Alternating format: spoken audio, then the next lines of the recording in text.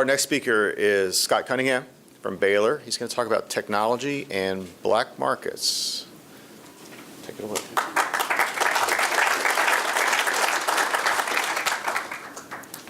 Okay, thank you. I have my clock set for 23 minutes so that I can stay on target. So what I'm going to talk about is the way in which technology alleviates some of the problems created by prohibition by talking through a 20-year experiment that happened in the United States starting in 1996. So I'm going to be speaking about a very specific kind of black market, and it'll be and I apologize if this makes you uncomfortable, but it'll be about prostitution, because that's my two main areas is drug policy and prostitution, but I think this one is probably less known to most people. So, the nature of prostitution is that it is a repugnant kind of exchange. It's a voluntary exchange between two people, but there's something about the pricing of that exchange that makes it morally reprehensible to a majority of people. And when it becomes morally reprehensible, then working through the legislative system, economic actors will try to prohibit those exchanges, even if there are no externalities excluding the repugnance itself. And so that's that, plus beliefs about the role that sex work plays in violence against women and in the spread of sexually transmitted diseases, and then also in exploitation, is a reason for its prohibition throughout time and across cultures. So what are the implications of that? So just some basic things you can think through that happens with prohibition. One is that the markets are typically going to shrink. They're going to get smaller due to the risks of arrest, the risks of detection, fines, and imprisonment. Those people that don't leave the market, though, they face a lot of problems because they can no longer rely on the courts to enforce contracts. They can't sue for fraud. They have all sorts of challenges that they're going to face with dealing with one another. And they're also going to have trouble screening out undesirable clients, which for this particular work has historically played a very big role. There's been a lot of bad actors in these markets. Men will prey on these women, and they have no way, it's very difficult to eliminate them. So historically, in the United States at least, the way in which some of these problems, some of them, at least the coordination problems, were solved was through street prostitution. If there was an area of town that was known for prostitution, men would go there. They would know that the people that they saw were probably prostitutes, and the women would go there because they knew that the men that were coming were probably clients. And there was just an understood agreement that that was how the market sort of solved that coordination problem.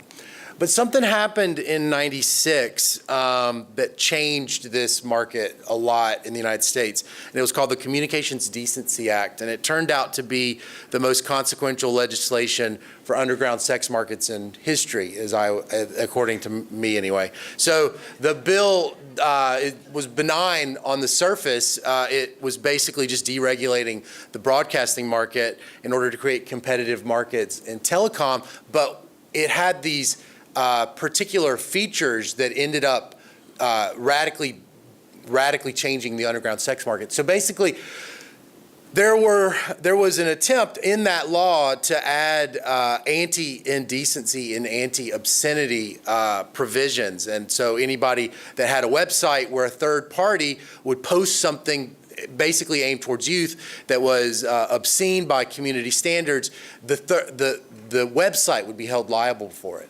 And Supreme Court struck it down in Reno versus ACLU. And what they basically argued was that the CDA, despite this historical desire in the U.S. to protect children from harmful materials, the CDA just wasn't precise enough because it was regulating the contents of speech. It wasn't precise enough to satisfy the First Amendment.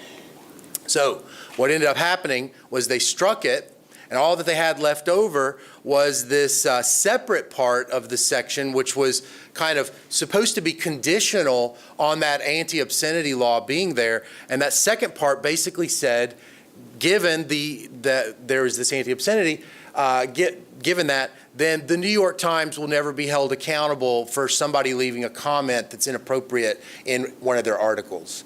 So what the law said was that no website would ever be held liable for what a third party did on that website, which turned out to be profoundly important because it allowed for the growth in websites that were facilitating prostitution all across the United States. And none of those websites were held accountable for what the people on the websites did to promote prostitution. So that's led to the growth of Craigslist and eventually Backpage, and basically providing a platform that matched sex workers with clients. So there were dozens of these websites. There were classified advertising websites like Craigslist and Backpage, but there were also these websites that we know of like Yelp, not Yelp, but there was one called the Erotic Review, and basically clients would review these women, and it would become a public database that anybody could access and look. And what it basically did was it just lowered the search costs for finding people in these particular areas. You no longer had to go to streets. You no longer had to know someone. You just Googled it and you found it. And these sites became very popular. They provided rich information to these clients, and it allowed, because they were reviewing these women, it allowed them to sort of enforce some of the contracts that they were having with these women by threatening bad reviews. So there were other things that ended up happening too. There were other websites that showed up that allowed women to screen these clients beforehand and sort of rule out that these were bad guys. And so the market started to change. So what I'm going to show you is just a couple of different results from what these technological changes did practically, what I've been able to figure out they did to these underground sort of hidden markets. The first is they made them bigger. So what happened was, as this technology lowered these search costs and made it a lot safer for the women and the men, you saw a growth in the size of the market, both in terms of historical people that would have always been in these markets, but you also saw new people going into these markets. People that had been historically deterred from being in this market started to go into it because they now faced very small probabilities of arrest and probabilities of harm and probabilities of detection. So it's absolutely probably the case that prohibition does shrink the size of the market, and also prohibition probably drives out certain types of people too, so that when it becomes reversed, the opposite happens. It also led to a decrease in the street markets. And it also caused the market to get very weird, very strange. It wasn't just that markets entered for pure commercial sexual exchange, but there were these new markets for companionship that started to show up that they had been there, but they had not been as significant as they started to become. And then lastly, and I think maybe in my opinion, the most important thing that I'll try to convince you of is I think that it led to a profound increase in the safety of these women. So this right here is from the Uniform Crime Report. So 1995, this is the percent of total prostitution arrests by age. And you can see that in 1995, before the Communications Decency Act, it was basically normally distributed. These were all street prostitutes, and the average age of a street prostitute that was arrested was in her early 30s. But then after the Communications Decency Act, something started to happen. A lot of these women in the middle just started disappearing from the database. They're not being arrested for some reason. And this is a very, my area is crime. You don't see changes in age profiles of criminals really ever. They're just almost like a criminological law. So it's very strange that this happened. So what we did was we looked at that erotic review data, we scraped it, and we collected all of the, over 100,000 records from these women, and we aggregated them by market and age, and we matched it with those arrest rates, and then we estimated the causal effect of the growth in indoor prostitution on street prostitution arrests. And we found some interesting things, and I'm just going to look at this last one here. You can see that the growth in indoor prostitution does appear to be reducing prostitution arrests, but it's really for these older women. That's where it appears to be that it's carving out some of that older women from the streets. But most of the growth that we observe in indoor sex trafficking has been these younger women, and they do not appear to be coming from the street. So most of this growth that we observe, at least that we can tell from these websites, coming from these young women, they do not appear to have been counterfactual street prostitutes. They appear to be new prostitutes. These are women that wouldn't have done it had these opportunities not been there. So that said, all that kind of says is just sort of shifting around the economic actors in the market. The technology is kind of changing who's working and where they're working, but is it making it safer? And so the thing you should know about prostitution, at least before the Communications Decency Act, is it was incredibly dangerous. It was the single most dangerous job in the United States for a female. So the workplace homicide rate for a female prostitute before CDA was 204 per 100,000, and the second most dangerous job is a female liquor store employee, which has a homicide rate of 4. So the homicide rate, another study finds that the homicide rate for female prostitutes, these are usually street workers, is about 13 times higher than the general population. And these women are also the modal victims of serial killers. So they are just a very vulnerable group of women that are victimized, traditionally. So what we're going to look at is, what was the impact that this technology had on the safety of women? So what we looked at was a natural experiment. So, I'm not like Vernon Smith, an experimentalist. I'm sort of when you can't do experiments, you do natural experiments. So I looked at the rollout of Craigslist in the United States. It sort of staggered its rollout over time in different cities at different points in time after the Communications Decency Act. And so what's happening with Craigslist as it enters is that these women for the first time are having a platform to be able to screen their clients a lot better. They can email them. They're not having to make split-second decisions with this guy. They can just they can do Google background checks on him. They can do all kinds of ingenious things. One of the things I found in a survey that I did was that many women online will require letters of reference before they meet with a new client, which is basically they have to provide the names of other sex workers that they've been with, which is a very costly signal for a non-client to send, like an officer, but it's trivial for a legitimate client. So you can see how these technologies are basically fixing some of the broken parts of the market. The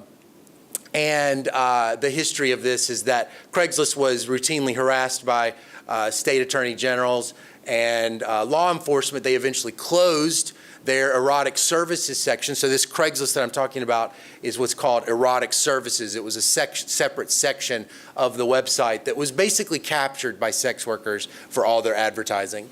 After they shut down, Village Voice's Backpage picked up the market, and then they ran until last January.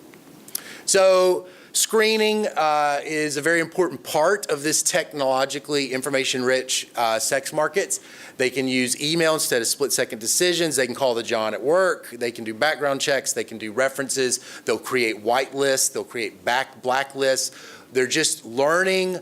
They're creating methods and public databases to find bad actors and get them out of the market. So this is the rollout of Craigslist erotic services. You can see in 1995, before CDA, there isn't any. And then it starts to show up in the Bay Area and in this part right here. I can't remember. I think this is Houston. And then starts to grow, rolls out. And then in 2009, that's the end of it. And then they exit the market after that. And then Backpage immediately picks up the slack. This is what Craigslist front page, the old Craigslist 1.0 looked like. There is a personal section here. It's women seeking men though, women seeking women. It's just like relationship markets. But then after they started erotic services, they created new services, and one of them was erotic. And this is going to be our natural experiment. When does erotic services enter a city? So what we did was we scraped all that data from the erotic review, and I just want to show you that, in fact, there is, when Craigslist enters, you do begin to see Craigslist domains appearing at the erotic review, because I've got the email addresses of these women, and some of them will list their temporary Craigslist email address. And you can see right here, prior to the date when Craigslist is in a city, nobody is reporting a Craigslist email. Even though in some cities there was a Craigslist, there just wasn't an erotic services. There doesn't appear to have been that it was being used for sex services. But then after Craigslist opens in erotic services, there's a gigantic increase in the number of women that are just, showing up at this database with Craigslist email addresses. I can also have whether or not they're independent. Independent means that they do not work for an escort agency, they don't have a driver. It almost certainly means, too, that they don't have a pimp. So you can see here that prior to Craigslist erotic services entering a city, the market was really that market was really being filled with escort agencies. You were watching fewer and fewer of the new women showing up at this database as having been labeled independent, but after Craigslist erotic services enters, it reverses trend. So what appears to be going on is these women basically don't need a pimp. They don't need a driver. They don't need an agency. They have all of these things available to them that those other services have been providing. And so you're seeing the marginal sex worker ends up being somebody alone. You see the same thing here with the agency. Agency just drops off after erotic services enter. So that's what it looks like what's going on is that Craigslist provided these women the ability to do it. So the real $100 million question is what is it, in my research, at least the things that I've been interested in is technology, but it's also been about violence against women. And so I want to know, is it helping them? Is it hurting them? Because in this area, it is extremely controversial. Internet prostitution is extremely controversial. And I wanted to know the impact that it had on female homicide rates. So I collected data from the FBI by city, and I matched it with those Craigslist dates of entry. And I estimated a statistical model. And basically what I find is, these are all qualitatively similar, but these are the two that I'm just going to focus on here. They're similar.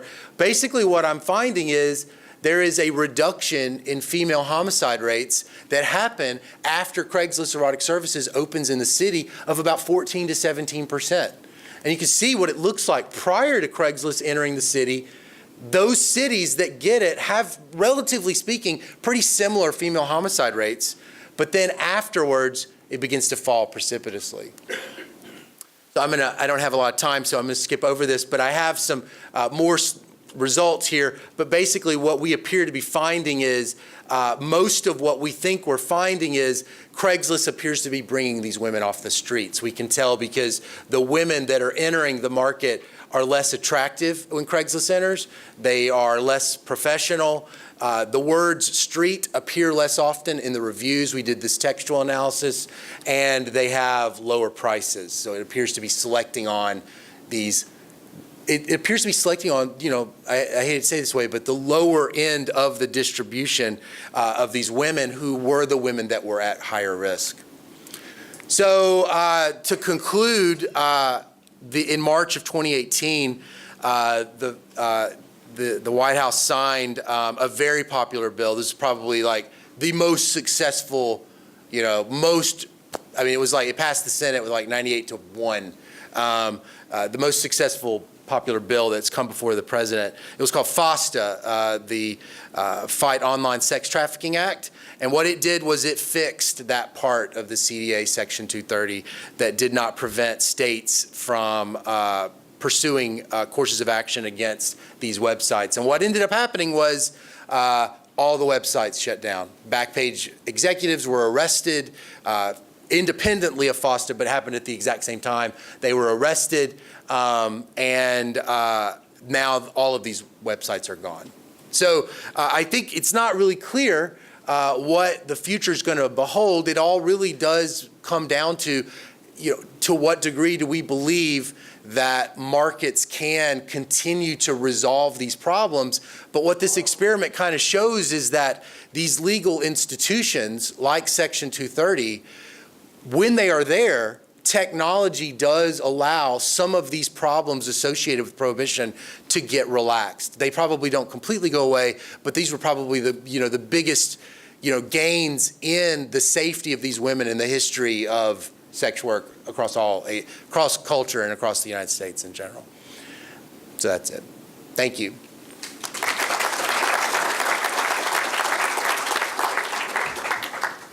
So one of the most challenging aspects of capitalism is what happens when people want to buy and sell things that a lot of the rest of us don't like people to buy and sell. Right. And when we ban those purchases and sales, what happens in those markets? And in this case, what happens when you not really legalize, but when you sort of maybe less penalize it less. So very fascinating. We have, again, a few minutes for questions. Usual thing. Vernon? You haven't mentioned Ronald Coase, Yeah, I know. I who didn't have time. is the father of transactions cost economics. And it's really remarkable because Ronnie said that the most important thing about economics is not part of any economic theory at the time. And it was and it was slow to take off, but look at the victory. Would you care to comment on Ronnie's contribution here? So wait, okay, say that last part again one more time. What do you want me to comment on? You've given one example of the effect of lowering transactions costs. Right. In markets that enable people, buyers and sellers, to find each other more easily. So let me be more specific. How far do you think this is going to go in the next 50 years and in the future in terms of generating the kinds of new wealth that wasn't possible before? Yeah. So for prohibited markets, the search costs are so significant. And you're seeing that technology and things like the dark web and Tor and Bitcoin have allowed for clandestine exchanges to happen a lot more efficiently. So there was a website called Silk Road that was just like the Erotic Review that was facilitating the buying and selling of drugs, and that market was growing into a hundreds of $1 million values exchanges. So I think that it definitely raises the costs of law enforcement. It's much more difficult to police these exchanges than it was before. I mean, it was for these particular women, they could use screening, they could use letters of reference, they could do all kinds of things that to catch a cop that they historically wasn't possible. So technology is going to allow for these exchanges to probably take place, many marginal exchanges to take place that wouldn't have. But if society still decides that these are harmful, then they're going to have to allocate more resources to go after them. So there's just no other way around it. If as a society we say, yes, voluntary exchange of sex facilitated by a price is always going to be banned, then we will just have to allocate more resources to it because to enforcing it, because the technology is incredibly powerful.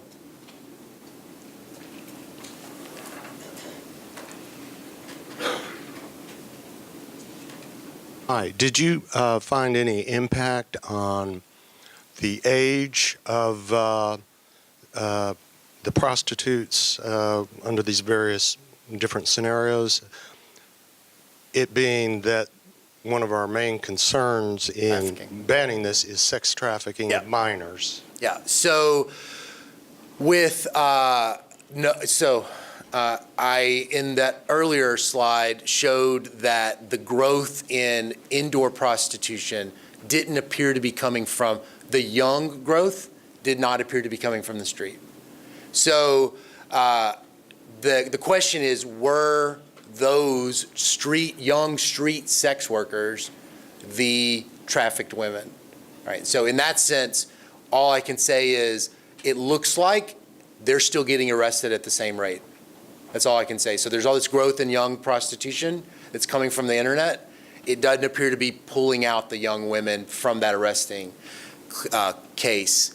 There is no solid longitudinal data on trafficking across cities that would allow me to test whether or not Craigslist itself tested. That would be, after looking at things like safety, figuring out the impact, the causal impact that Craigslist and other services had on trafficking would be absolutely important, but no one has that data.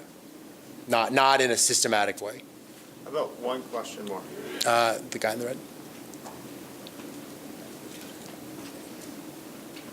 So looking at the bigger picture, like in terms of these black markets in general, would it be a better, and again, it's a thought experiment, but would it be a better thing to have technology enable a more safe way of making these transactions so that, kind of like you said, law enforcement has an easier time getting to it? It's less hidden? Yeah. I think that what I liked about Backpage was it was like a natural monopoly, and all of the transactions were kind of funneling through it. And so at least you could find it. So like even when they would find trafficked people, it was because they were on the website. Now nobody knows where they are now. I mean, so, parents that found their child because they found her on Backpage, now those parents don't find her. So I think that when there are repugnant exchanges, I have a couple of questions that I don't have the answer to, is I don't know how to count repugnance in any kind of welfare analysis. I don't know if I should be. If you're a racist person and an African American moves into your community, do I count the discomfort you got from them living in your neighborhood as part of the costs of those exchanges? It's similar to this. I mean, people that are voluntarily exchanging these goods that have nothing to do with me, and I get so unhappy about that, should that matter? Should I count that? If it does matter, then probably it's entirely possible we continue to the whole goal is just to disrupt the market, just disrupt it. My research has just said it is not a free lunch to disrupt that market. It comes with a significant cost because there has been real moral gains in the safety of women, particularly the most vulnerable, victimized women in society because of these technologies. And the thing to remember that, FOSTA never addressed is that people go into sex work because they have really bad options. That does not address that. This does not address somebody that comes from a family whose father abused them and they ran away from home. There were no resources allocated to public services. So in a sense, all this did was just disrupt the market, but you still have hurting people. And you still have people that, we're doing this presumably rationally. Thanks, Scott.